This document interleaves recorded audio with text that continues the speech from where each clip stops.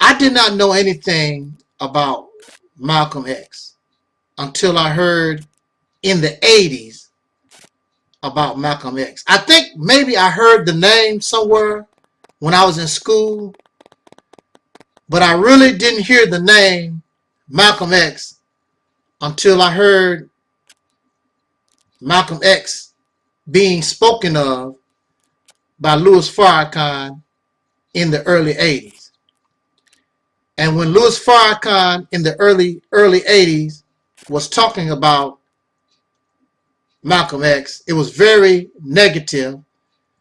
Malcolm was a hypocrite. Malcolm was a traitor. Malcolm is a man worthy of death and all this other stuff. So I decided to do my own research. Even though I was following, actually I was never a follower of Louis Farrakhan. I was looking to be a follower of Elijah Muhammad. Elijah Muhammad died in 1975, so it was impossible for me to actually follow Elijah Muhammad. I never knew who Louis Farrakhan was until the 1980s, and he made a promise, or he was saying that he was bringing back the teachings of Elijah Muhammad, of which he did not do. That's a different topic, but he did not do that. So I'm not a follower. I never was a follower of Louis Farrakhan. I joined to become a helper of Louis Farrakhan to bring back the original teachings of Elijah Muhammad. A helper, not a follower. So being a helper, I still maintain my own ability to think for myself. And so when he began to speak ill of this man, who is Malcolm X? I decided I wanted to do my own research on Malcolm. And when I began to research the history of this man Malcolm X, I listened to the story of Malcolm and the story presented by the Nation of Islam. And I began to side with Malcolm X. I began to see myself, even to this day, there are things in Malcolm X that I see in myself. I know for a fact that if I was in the same place as Malcolm, I probably would have done the same thing. That's why I have a connection to this man, Malcolm X. But even so, I want to talk about a part of that which caused his demise. This is my belief. It's not a fact because I don't know. I did not know Malcolm. When Malcolm was murdered, I was 2 years old, so I don't know Malcolm. I feel as though I have a connection with Malcolm. When I was 18 years old, I stood. Somebody told me when Malcolm was shot down, and I stood in that spot, and I could imagine. See, I have always had a good imagination. That's why I know when I hear y'all talking all this spirituality and religious stuff, I know fiction. I know fantasy. I know when something comes from your imagination, it's not real. But I use my imagination to try to feel what happened on that day that Malcolm was murdered. I'm trying to get a feel, even right now, the mindset of a Malcolm X. And I wonder why Malcolm, coming from where he come from, Malcolm came from a criminal place. Malcolm was not afraid to die. He was not afraid of nothing like that. He was not afraid of guns and violence. He came from that place. Why would he get up on a rostrum and allowed so easily to be murdered. So this is my theory. I don't know. This is my theory. This is just something, my opinion. I don't know. But it is in my belief, my opinion, that Malcolm decided to die. He decided to die. These Negroes shot him, but he decided to die. Because he no longer, first of all, he no longer wanted to live hiding around and living in basically not in fear, but with these suckers chasing him like that. But the main reason why he allowed himself to be killed, to protect his wife and his children. That's why I believe Malcolm sacrificed himself. Because clearly, the enemy that was trying to kill him, they did not give a damn about his wife and children. There was a scene in Scarface, the movie Scarface with Al Pacino, and you know they put that bomb under this guy's car, but they didn't know his wife and children would be in the car. And even Scarface, who is a criminal, mind you, Scarface is a criminal, but he said, I don't kill women and children. Now this is a guy involved in criminal activity, but he still had ethics. I'm not killing women and children. The people that was trying to kill or did kill Malcolm X, they did not give a damn if they killed Sister Betty and the children in the process. Collateral damage. They didn't give a damn. Unlike, so what does this make them? Malcolm knew this. So Malcolm allowed himself to be murdered. And so, basically what I'm saying here, when you are a warrior, when you are a soldier, the war started almost 500 years ago. When they began to enslave black men and women, the people of soul, when these Europeans, when our enemies began to do that to us, 500 years ago, war was declared. So when you know that you are at war, and you know that there's a good chance you might get killed in war, it makes no sense for you to go out and look for a wife and children. I believe if Malcolm X did not have Sister Betty and those children, he would have treated the whole thing much, much differently because it's all about him. But when a man have a wife and children, then his whole attitude changes because I have to look out. I don't want my wife and my children hurt. It's the same with America. Now, you have Donald Trump screwing around with North Korea. But if Donald Trump knew that by screwing with North Korea, his wife and his children could be killed, he had to look at things a whole way differently.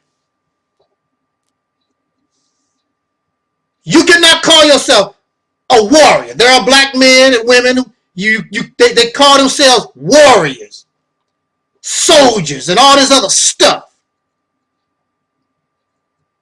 Why would you go out and you are at war, creating a family, wife, children, husband, and all that kind of stuff? Now, Sister Betty understood. She understood the situation. Malcolm X himself even said, even the children understood. They didn't want their father to go out like a punk. But at the same time, as a father, Malcolm would want to protect his children and his wife. So, in this struggle for black liberation, liberation of soul people from a vicious enemy, this has been going on almost 500 years. And also it is talked about by Brother Neely Fuller Jr. You should not be reproducing. You should not be having these families. This is the reason why you don't have that vigor. This is the reason why you can't get that fire and that energy that you need to take on this beast once and for all.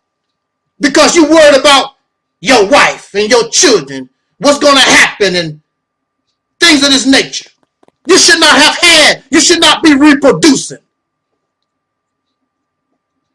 Why is a slave trying to have a family when the slave master can send you to that plantation, your children to another plantation, rape your wife, send her to another plantation? Why are slaves trying to reproduce and have a family? It does not make no sense. But see, we have been made an unnatural people. You are not in the proper environment. In nature, you have certain creatures. In order for them to reproduce, they must understand and must see there's plenty of food, plenty of water, everything is just right, and then they will lay their eggs, they will reproduce. If they see that there's not enough water, there's not enough whatever they need, they wait. We're going to wait till next season. This is not, you and I, we don't have the sense of a bird. Birds do this. You are at war. You have a people, you are living in an environment of slavery and you reproducing. You can go on Facebook and you have these Negroes talking about their penis and their vaginas and you wonder why you still a slave. You wonder why nobody respects you. You're a clown. Fatherhood has made a punk out of you. And now, in war, you know you're gonna die, but now you have this family. I want to see my grandchildren grow up. I want to see my great-grandchildren. You have that attitude, so you won't fight. You're not willing to die. Malcolm X did not see his grandchildren. He did not see his great-great-grandchildren. Nat Turner, Dr. King. But you're special. You get to see your grandchildren. But at the same time, you still a Negro slave. And you want somebody to respect you. Ain't nobody gonna respect you. You a punk and you a coward. Keep playing with your penis. Because that's the only manhood that you know about. Playing with your penis. Then what make it so bad, most times your children don't give a damn about you. You ain't about nothing. They don't have no respect for you.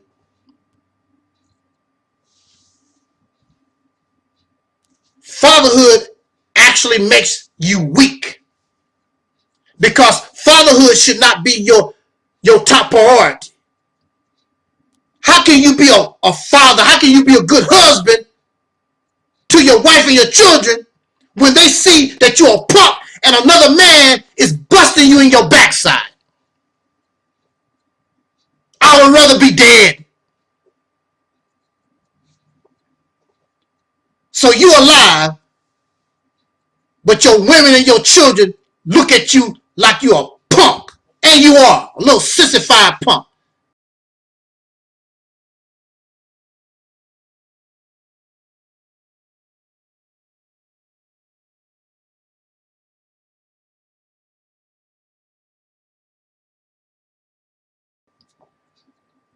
I would hope that this video is shorter than usual, because the point is simply and easily made, and I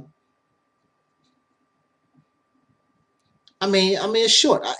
it should not take a long time to really speak on this subject. But for me, I don't know. Who knows? Y'all know who I am.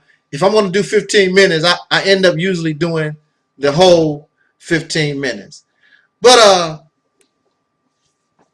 here we go. I just buried or went to the funeral of one of my relatives. He was 98 years old at the time of his passing. And I went to view his remains and touch the body, and I mean, it's our last time to be together. So what we're looking at, and the subject that I've chosen for these few minutes, is the topic of death. I want to give you my opinion, my belief, because see, we don't know what that is. So I cannot tell you as a fact. This ministry represents, let us get the facts. Let us deal with the reality. The only reality we know is that we do die. That's a fact. That's reality. What actually that is, from what we see, that's all we can really talk about. We don't know anything about a hereafter. So I cannot tell you about the hereafter. I cannot tell you about an afterlife. I cannot tell you about the transformation of energy. I cannot tell you about all these different things that we imagine, because we don't know. That's why it's the mystery of death. Mystery means unknown. If you know, it's not a mystery. But we do know from our side, from what we see and what we experience, we can talk about that. Anything after that, you cannot talk about. It's some mystery. However, I can assume and I can believe that death is simply the same way we come into life. The only way we knew and began to understand that we were even alive is when your brain matured to the point where you can begin to remember and you can begin to understand the environment that you're in. Then you understand and recognize that something has happened, that you are alive. Our brain is our only connection to the reality of this life. The brain interprets what we hear. The brain interprets what we see. The brain is our connection into this reality. So when you are 6 months old, 3 months old, you don't even know that you're alive. You're functioning, but you don't know that you are alive. Because if that was the case, then you will remember when you were 4 months old. You will remember the delivery when you first came into this life. You will remember all these different things. You don't remember nothing, but you was alive, but you don't know nothing about it. Me personally, I don't really remember too much. I think my memories, I can go as far back as, let's see, maybe 3 or 4 years old. That's the farthest back I can remember. I really don't remember that much. So, the brain is our connection to this life. And when the brain begins to die, when we die, you did not hurt. You did not feel sorrow. You was not even conscious that you was alive. But when the brain begins to die, then we go right back to that state. When the brain begins to die, you begin to lose consciousness. You start to go back into the darkness where you came from out of. We return back to that state of non-existence. When the brain begins to die, you can no longer hear, you can no longer see, you can no longer feel. All that is absent, and it's like going to sleep, unable to dream. When you are alive and when you sleep, you can dream and have nightmares and all like that. But when we die, we go into that sleep. There is no dreams. And we will never wake up to this reality again, because the brain that we need in order to function, to understand this environment, it no longer functions. So that's the closest understanding of death that we really can come to. It's all connected to the functioning of your brain. You have people right now who are in comas. You have people whose brain don't function. They might as well be dead. Without the brain, you might as well be dead. If the brain is not functioning, you might as well be dead. There are people who are in comas. Their brain is not functioning properly. So they might as well, they might as well be dead. But the physical body, the heart is still functioning, lungs, but without your brain, you're done, you're through. Our brain is very important. And even when it comes to all these different thoughts, the afterlife, and all these things that we talk about after we die, if it was not for your thinking, if not for your brain, that would not exist. And oh man, and when you die, you're not going to talk about the afterlife and death or none of that, because the brain is not functioning anymore. So it's over. The brain is the key.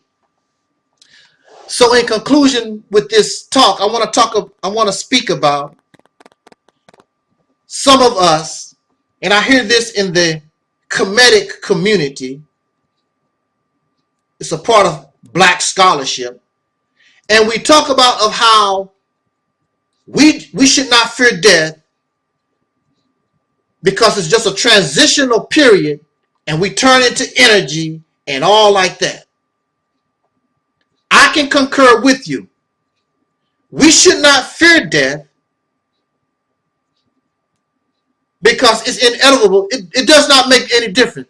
Whether you fear or you are brave, it does not make any difference. In this reality, you're not going to be here long. So it makes no difference whether you are scared, whether you're brave, whether you care or you don't care. It makes no difference. But it is something that we should not fear. Matter of fact, in some cultures, death is celebrated. So it's not feared. It's not a time to cry. It's a time of celebration. But we want to talk about this energy thing. And we transition. Don't be afraid, because when you die, you'll be transformed into all this energy. Electricity is energy. Yes. But electricity does not have a brain. It is not alive. It's energy. You get energy from a fire, but it's not alive. It has no brain. So when you talk about we will die and we will transform into energy, But you won't have, that could be true. In fact, it is true on many levels.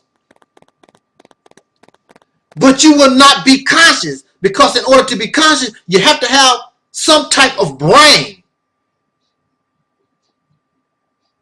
So you can transform it to energy. You won't know nothing. It's over. Because energy has no conscience. Energy does not have to interpret a reality. And energy constantly transforms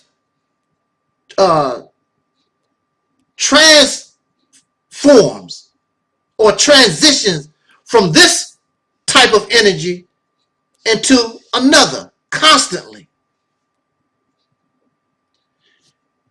It has no brain.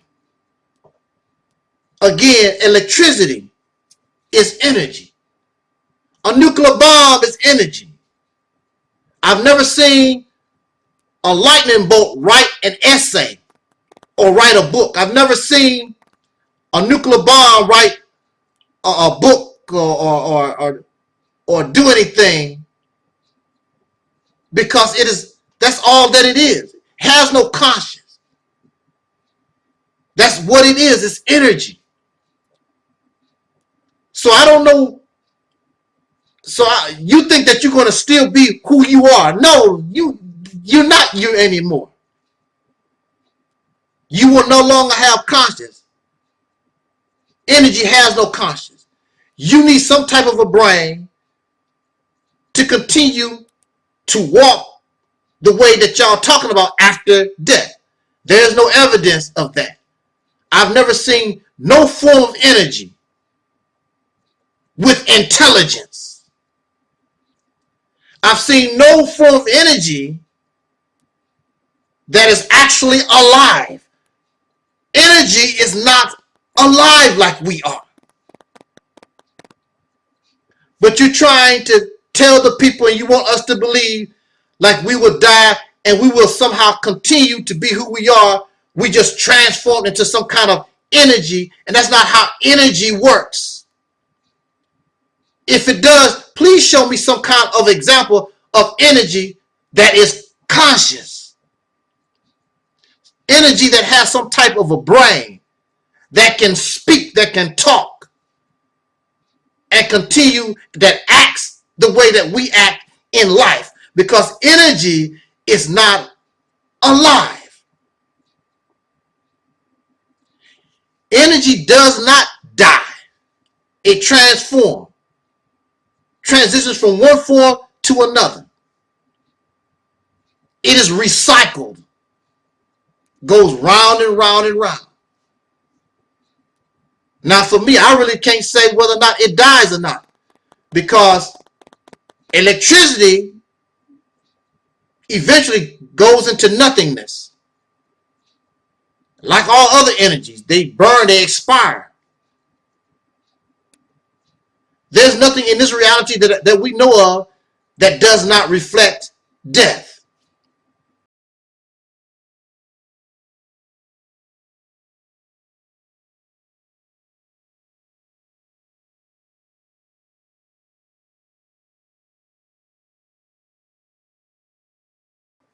Of course I know, just by the title. Of course I know, just by the title, there are those who will say, you are a racist, you are filled with hate, and all the other nonsense that comes when we critique certain folks. In this case, the folks are the white people of America, or white people in general. I prefer to say the pink people of this planet. See, that's racist. That's racist because I call you pink. So is pink, calling you pink, how does that relate? What history does pink have? Is there a history of murder, discrimination, rape, all these different things, when you call people names, you call people colored and Negro and nigger. But when you say these things, we can also look at rape, murder, lynching, even dropping bombs on the people of whom you are calling names. When I call you pink, it's simply giving you a label other than the one that you want, because you are not white. White in the English language means kosher, pure, clean. You are not white. In fact, nobody called you white. You control the media and you call yourself white. Nobody was calling you white. Paleface, Tubob, devil. Nobody was calling you white. However, white do have a negative connotation because I believe the sickness of leprosy, people take on a color of whiteness when they get this disease. Leprosy, what is it? Your limbs start falling off, whatever. Matter of fact, white is associated with death in certain cultures, but since the white man has taken over the world, you've destroyed that view of white and you made it righteous and clean and you call yourself those things. But for the sake of being fair, since you have the right and you have called people names, why can't I call your name? At least my name. I'm not going to call you white, Caucasian, European, or whatever, but I'm not going to call you white. But I get to call you a name and label you, describe you, just like you have done the rest of humanity on this planet, and place everybody in these racial categories that nobody was in until you appeared. But when somebody want to put you in a category, you have a problem. This is why nobody likes white people. This is why nobody likes pink people. Because you're a bully. That's why in this nation you have a bully problem. Because the children are only mimicking what they see the adults do. They see their great nation bully Iraq, Iran, North Korea, Grenada, any other little nation that's out there, a big bully. And so you have your children, you wonder why do these children bully one another? They are mocking the same behaviors as the adults. And this behavior is passed down from generation to generation until it becomes normal. So I'm not shocked that children bully one another, even to the point where one child will commit suicide. You're a big bully. Nobody is your friend. You give money to Egypt. You give money to Afghanistan. You give money to, Pakistan and whatever these countries. They don't like you. The only reason why they have any type of relation with you is because you give them money. And they don't mind. They know that you are a bully, and they would rather you bully somebody else than mess with them. But nobody likes you. The United Nations, nobody likes you. They want your money, and many of them have a fear of you. When you are somebody's friend, you are not after their money, and you like them genuinely. I can guarantee you this. Let something tragic happen to the United States, and you will see how friendly these people really are. You are a bully. Nobody likes a bully. Bullies are hated. When we can't deal with a bully, we smile in their face and we talk about them behind their back. In the case of this bully, as WikiLeaks has pointed out, this bully even talks behind the back of those of whom supposed to be their friends. The president of Germany, what's that woman's name? Urkel, whatever her name is.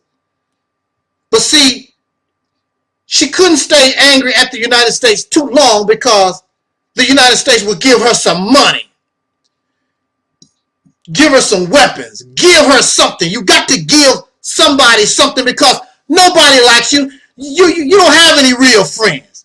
The United States of America has no real friends except Mama, England, and that's questionable. That's questionable. The white people, the Caucasian, the pink people of the world, you are a bully and you don't even like yourself. Oh, you don't even like yourself. Oh, I'm white. I love myself. If you are white and you love yourself, then why do you spend billions of dollars to lay down in a machine to cause your skin to darken? Risking, or you go out in the sun and you want to get dark skin. However, at the same time, you have a problem. You claim you don't like dark skin. You don't like the dark skinned people of the planet. They are ugly to you. But at the same time, you want to be like them. You spend billions of dollars to thicken up your lips, to put pads in your backside, darken up your skin, the people that you hate, but you're trying to be like the people that you hate. You don't even like yourself. You always cutting your nose, chopping off this, chopping off that. You don't even like yourself. You're a big, confused bully. And you have severe mental issues. Maybe because you suffer from low self-esteem. You might think it's impossible. How could a nation as great as America suffer from low self-esteem? Because they are void of the little things that make you happy. They don't have genuine friendship. And the reason why you don't have genuine friendship is because you are a bully. And it's all about you. Whenever you hear a broadcast, it's all about the Americans. When there is a disaster, the American this and the American that, and the American. It's always about the American. Greedy. You talk about charity, but you only give enough to make it look like you care. You really don't. You give people your scraps. You give people the clothes you don't want. The food you're not going to eat. And you send it to other countries. I'm charitable. Always talking about somebody. As much murder, as many wars you create. Over 300 years of slavery of dark-skinned people in this nation. All types of evil this nation is guilty of. And you should be punished. See, if you was punished, maybe you wouldn't be the way that you are. You need an ass whooping. But since you have not had an ass whooping, just like any other bullies, you get worse. You're arrogant. The idea of success in America is how much material things that you get. So I want to sing, not really because I want people to enjoy my music, but I want to get I want a big house. I want 5 cars. I want people to serve me because I'm God now, and these other peasants are my servants. I'm better than they are. I'm an American. I'm better than the people in South Africa. I'm better than the people in England. I'm better than everybody else. The people in Australia, certainly better than the people in Africa or China or North Korea. I'm better. But you're a thief and you're a liar and you're a deceiver. That's how you made your money. That's how you got your riches. Steal and take and lie. Nobody likes white people. That's what you have done on this planet. And you are proud of that. You call people third world because you have went in, conquered them, made them poor, stole, ripped, and robbed them. Took their gold and diamonds and gave them our Lord Jesus Christ.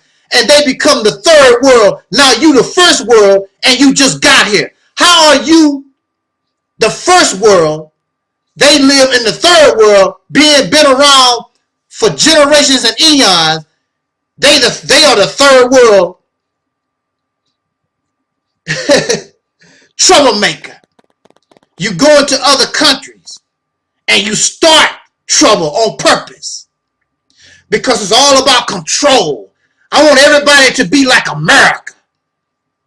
I want the whole world. I want the earth. Matter of fact, let's rename the earth. Let's rename the earth Europe.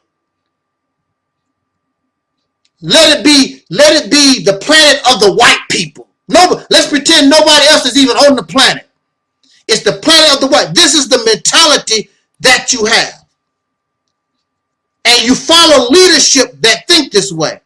All Caucasian people don't think this way. But you have a vast majority who follow this type of leadership. And this is why nobody on this planet, you don't even like yourself. Who likes a greedy, self-righteous, arrogant, liar and manipulator, a murderer?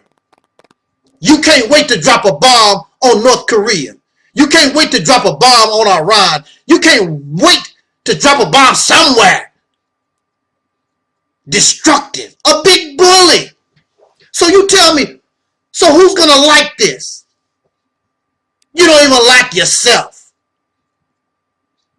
But maybe you need to take a look in the mirror. The President of the United States and the leadership of Caucasian people around the earth, y'all need to take a look at yourself. Nobody likes you, really.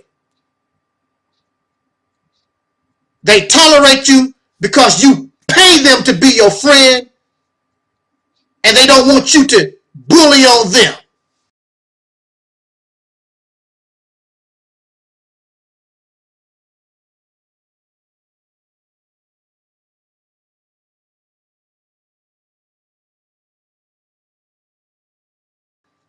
That comes from a song, White Man's Heaven is a Black Man's Hell. White Man's Heaven is a Black Man's Hell by Louis Farrakhan. The world is waiting on you to see what the so-called Negro is going to do. Why would anybody wait on a Negro to do anything? That's the question. When you look out in the street and you see the average so-called black man and woman in the street, and you watch how we murder one another and slander and gossip and rape and steal and cheat and lie, the world is waiting on these people. Are you kidding me? Really? To see what the so-called Negro is going to do. Really? We see what the Negro is going to do. This line in this song is not making sense. No, it's not making sense unless you begin to understand the process that the Negro must undertake in order to get to the point where the world is waiting on you to see what the so-called Negro is going to do. Because even as a Negro, even in this low form of human being, oh wow, Woo, let us talk. Let us talk. The world is following us anyway. You are a unique people. We are a unique people. The people of soul, the descendants of slaves born in America. A lot of other dark-skinned people, some of them, well, at least I know one, don't like the fact that I'm always advertising the American so-called Negro. It's because it's about us. It's about us. We were formed in the depths of hell. As Malcolm X described, we are like a diamond in the rough. A diamond starts off, as many of you know, as a piece of coal, but under tremendous pressure, the coal going to hell, then the pressure, that fire, turns that piece of coal, that lump of coal, into a diamond. But when you first see the diamond, it's like the Negro. It's valuable, but it's not polished yet.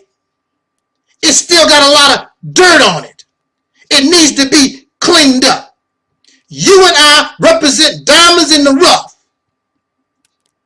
We have a lot of mud on us. We need to be cleaned up. We need to take the appropriate actions, because this is the appropriate time for you to get cleaned up and shine. The closest example that we had of this was the Nation of Islam. When people began to look in the streets and saw these brothers with the bow ties on and these sisters in their uniforms, looking all crisp and clean, carrying themselves in a modest, humble manner, but upright and proud, high self-esteem. This is what all of us really are once we begin to get the mud and the mire off of us. The purpose of the teachings of Elijah Muhammad was to polish you, get the dirt off, shine you up, cut you,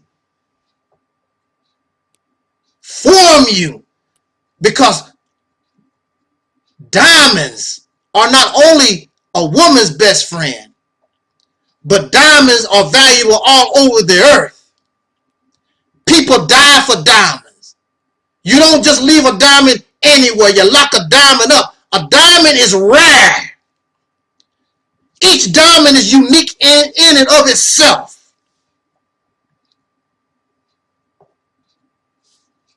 We are diamonds. You are unique.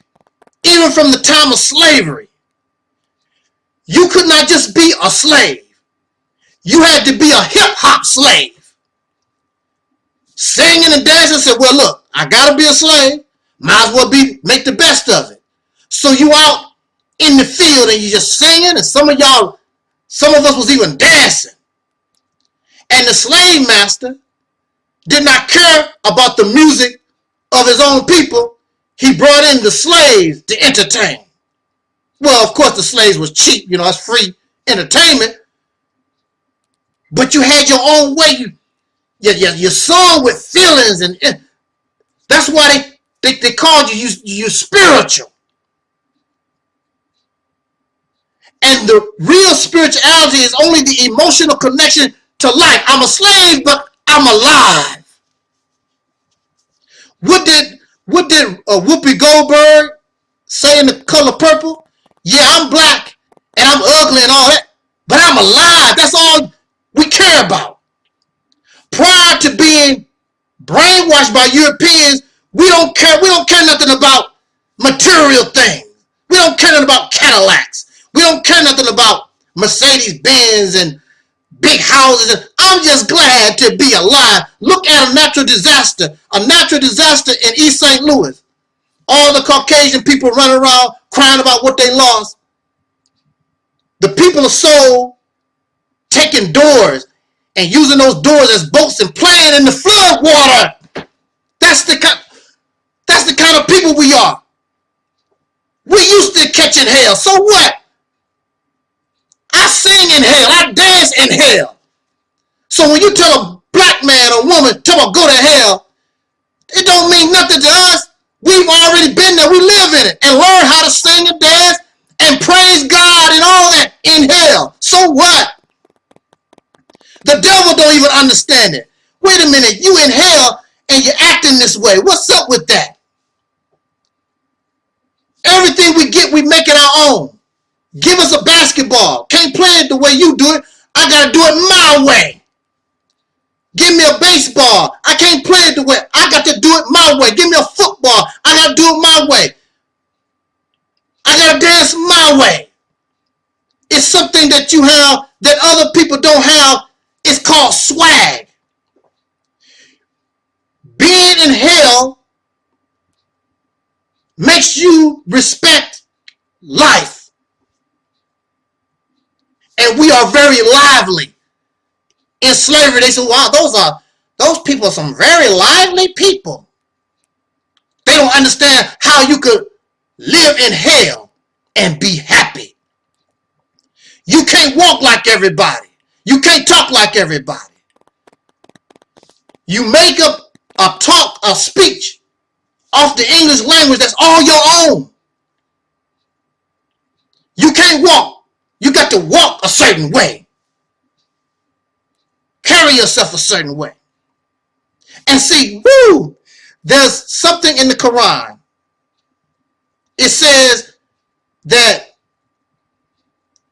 let me get this right, because it's been a long time. You know, many of you know I'm not religious like that, but I do come from a religious background.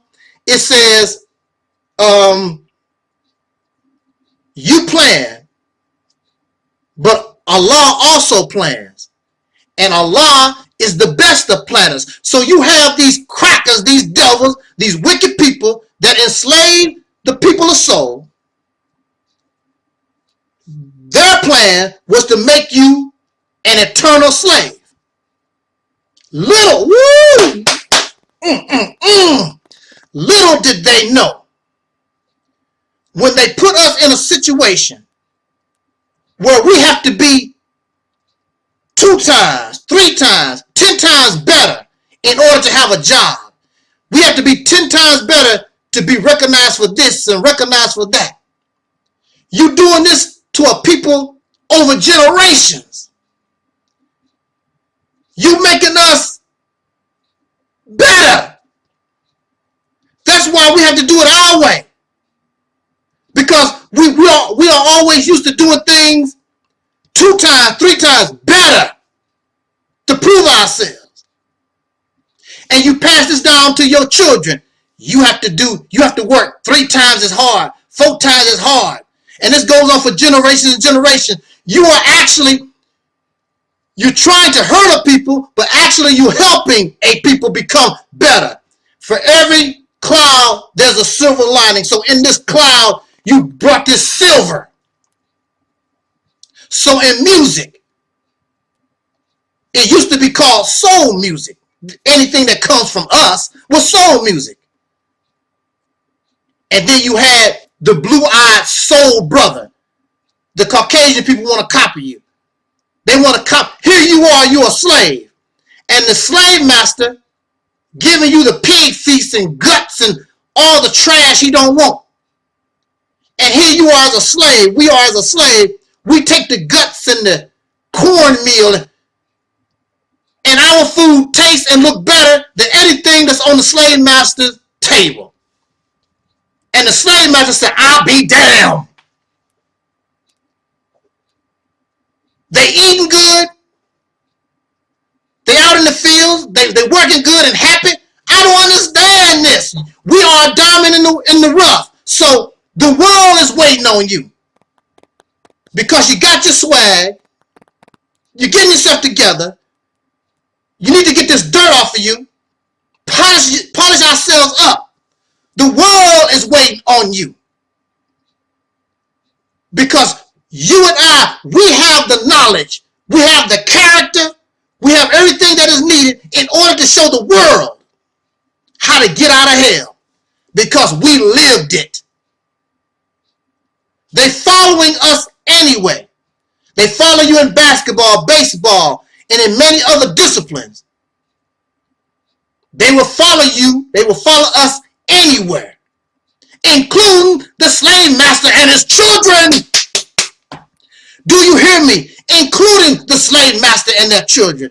They like everything that we do.